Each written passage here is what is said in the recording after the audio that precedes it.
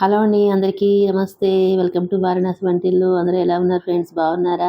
నేను బాగున్నాను. మనమందరం హెల్తీగా ఉండాలని మనస్ఫూర్తిగా కోరుకుంటున్నాను. అయితే ఈరోజు మన వారణాసి వంటింట్లో స్వీట్ చేసుకుందామండి. బ్రెడ్ హల్వా, అదే డబుల్ కా మీఠా కూడా అంటారు కదా! అది అనమాట చేసుకుందాము. మా వారికి చాలా ఇష్టమైన డబుల్ కా మీఠా అనమాట. పాపం చేయమని ఎప్పటినుంచో అడుగుతున్నారు. నేనే ఇంక తర్వాత తర్వాత అని చెప్పి అలాగ పోస్ట్‌పోన్ చేసుకుంటూ వచ్చాను. ఇవాళైతే ఇంకా బ్రెడ్డును తర్వాత కోవా తెచ్చుకున్నారు. దీంతో చేయమని చెప్పి అడిగారనమాట. సరే అని చెప్పి ఇంక నేను స్టార్ట్ చేశాను. నేను ఎలా చేసుకుంటున్నానో మీకు చూపిస్తానండి. తప్పకుండా నచ్చినట్లయితే ట్రై చేయండి. అయితే ఇదిగోండి బ్రెడ్‌ని మొత్తం ఇలాగా 4 పక్కల కట్ చేసేసుకోవాలన్నమాట. అలాగా బ్రౌన్‌గా ఉంటుంది కదా చుట్టూ కట్ చేసేసుకొని ఇలాగా ముక్కల్లా కట్ చేసుకొని పెట్టుకున్నాను. ఇది కొంచెం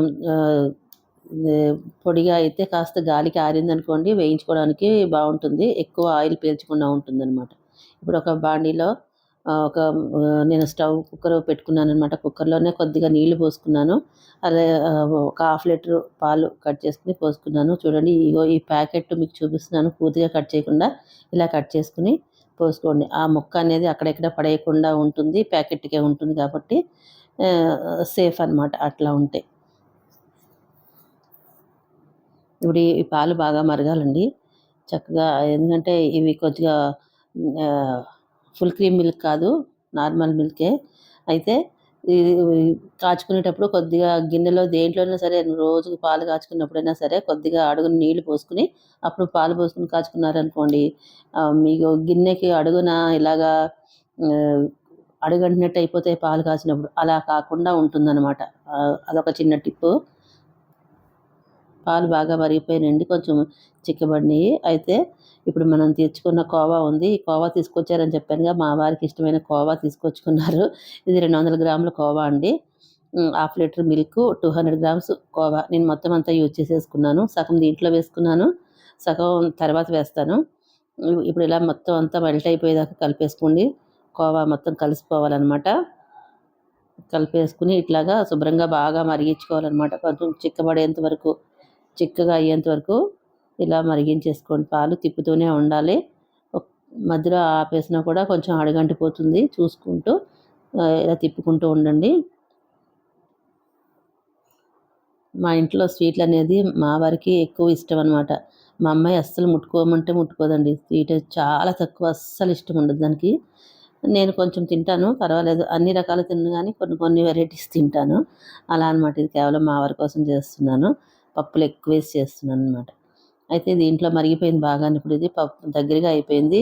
కొంచెం ఇలాచీ పొడి, అలాగే పైన కుంకుమ పువ్వు కూడా వేశాను. వేసుకుని మనం స్టవ్ ఆఫ్ చేసేసుకుందామండి. ఒకసారి కలిపేసుకున్నాను, స్టవ్ ఆఫ్ చేసేసుకున్నాను. దీన్నేమో పక్కన పెట్టేసుకుందాము. ఇప్పుడు మళ్ళీ స్టవ్ వెలిగించుకుని ఈ ప్యాన్ పెట్టుకున్నాను. ప్యాన్ పెట్టుకుని నెయ్యి వేసుకుందామండి. నేను బ్రెడ్ ముక్కలు ఉన్నాయి కదా, ఆ బ్రెడ్ ముక్కలు నేతితోటే వేయిస్తానన్నమాట. ఇక నేతితోటే చేయమని చెప్పారు. ఆయిల్ కూడా వేసుకుని చేసుకోవచ్చు, ఆయిల్తో కూడా వేయించుకోవచ్చు. అలాగే నెయ్యి సగం ఆయిల్ సగం నేతితో కూడా వేయించుకోవచ్చు. అచ్చంగా నేతితో కూడా చేసుకుంటే ఇంకా సూపర్గా ఉంటుంది. అందుకని నేను నేతితో చేస్తున్నాను అనమాట. ఇప్పుడు నేను కట్ చేసుకుని పెట్టుకున్న జీడిపప్పు ముక్కలు, అలాగే బాదాం ముక్కలు, కొంచెం పుచ్చగింజలు వేసుకున్నాను అనమాట. అవి కాస్త వేగిన తర్వాత కిస్మిస్ కూడా వేసుకుని వేయించుకుంటున్నాను. పప్పులు నేను ఎక్కువే వేశానండి. మీకు కావాలంటే కొంచెం తగ్గించుకుని వేసుకోండి. ఇలా పప్పులు వేయించేసుకుని పక్కన పెట్టేసుకోండి. వేగిన తర్వాత మళ్ళీ ఈ ప్యాన్ మొత్తం అంతా శుభ్రంగా ఒకసారి తుడిచేసుకుని మళ్ళీ నెయ్యి వేసుకుంటున్నాను. ఎందుకంటే నేతితోటే వేయించుకుంటున్నాను అనమాట. ఈ ముక్కలన్నీ కాస్త ఆరినాయి అనమాట. మరి తడిగా ఫ్రెష్గా ఉంటే ఎక్కువ ఆయిల్ పీల్చేసుకుంటుంది. అందుకని కాస్త కొంచెం ఆరబెట్టారనుకోండి, కొంచెం తక్కువ ఆయిల్ కానీ నెయ్యి కానీ కొంచెం తక్కువ పీల్చుకుంటుంది, తొందరగా వేగుతుంది అనమాట. ఇట్లా వేయించేసుకోండి. మొత్తం అన్నీ తిప్పేసుకుని చక్కగా వేయించేసుకోవాలి. నేను అన్నీ కూడా అలా వేయించుకున్నాను. మీలో ఎంతమందికి ఇష్టమో కామెంట్ చేయండి. మా వారికి అయితే బాగా ఇష్టం. పాపం ఎప్పటి నుంచో అడుగుతున్నారు కానీ నేనే చెయ్యట్లేదు. ఇంక ఈసారి తీసుకొచ్చారనమాట. నాకు నన్ను ఇంక అడగకుండానే తీసుకొచ్చేసారు. వచ్చిన తర్వాత మరి వేస్ట్ చేయలేం కదా ఇంట్లో ఉన్నవి. అందుకని చేస్తున్నాను. ఇదిగోండి ఇవన్నీ వేయించేసుకున్నాను. ఒకసారి ఇట్లా మొత్తం అన్నీ ఇంక రెండోసారి కూడా వేసుకుని వేయించేసుకుంటున్నాను. అలా ఒక 3 టైమ్స్ కింద వేయించేసుకున్నానండి. వేయించుకుని కొద్ది కొద్దిగా మళ్ళీ నెయ్యి అయిపోతుంటే నెయ్యి వేసుకుని నేతిలో వేయించేసుకున్నాను.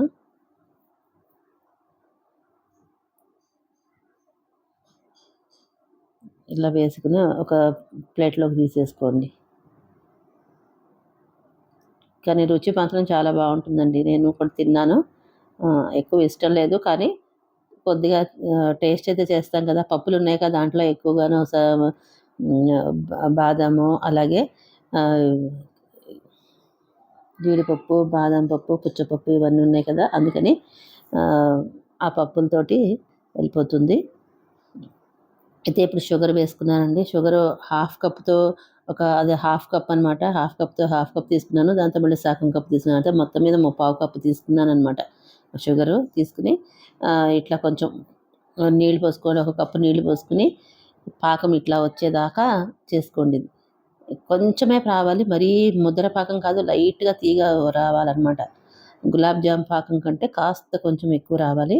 వచ్చిన తర్వాత ఇలాచి పౌడర్ మళ్ళీ దీంట్లో కొద్దిగా వేసుకున్నాను. ఇందాక వేసిన దాంట్లో అట్టే పెట్టాను, దీంట్లో వేసుకున్నాను.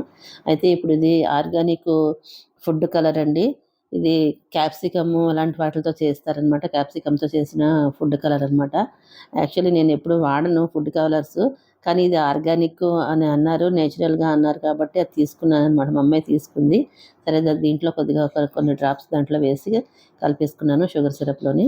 బ్రెడ్ ముక్కలన్నీ వేయించుకున్నాను కదా, దాంట్లో కూడా వేసేసుకున్నాను. ఇవన్నీ ఆ షుగర్ సిరప్లో వేసుకున్నాను. మిగిలిన కోవా పైన వేసేస్తున్నాను చూడండి. ఇలా మొత్తం అంతా అనేసి వేసేసుకుంటున్నాను. కోవా అంటే మా వారికి ఇష్టం అనమాట, అందుకని తెచ్చుకున్నారు. తెచ్చుకుని చేయమని పాపం అడిగారు. తనకి ఇష్టమైంది చేసి పెడితే మనకు కూడా బాగుంటుంది కదా. ఇంట్లో వాళ్ళు అడిగితే మనం చేస్తే మనకి ఆ తృప్తిగా ఉంటుంది. వాళ్ళు కూడా హ్యాపీగా తృప్తిగా తింటే మనకు కూడా ఆనందంగా ఉంటుంది కదా. అది ఇవన్నీ వేసుకుని కొన్ని వేయించుకున్న పప్పులు కూడా వేసుకున్నాను. వేసుకున్న తర్వాత ఇప్పుడు మనం పక్కన పెట్టుకున్నాం చూసారా, అది కొంచెం చిక్కగా అయిపోయింది చూసారా. పాలు ఇందాక మరిగించుకున్నాం, కోవా వేసుకుని పాలు మరిగించుకున్నాం కదా, ఆ పాలు కూడా పైన పోసేసుకోవాలి. ఇట్లాగా మొత్తం అంతే వేసేసుకున్నాను నేను. కోవా లేకుండా కూడా చేసుకోవచ్చండి.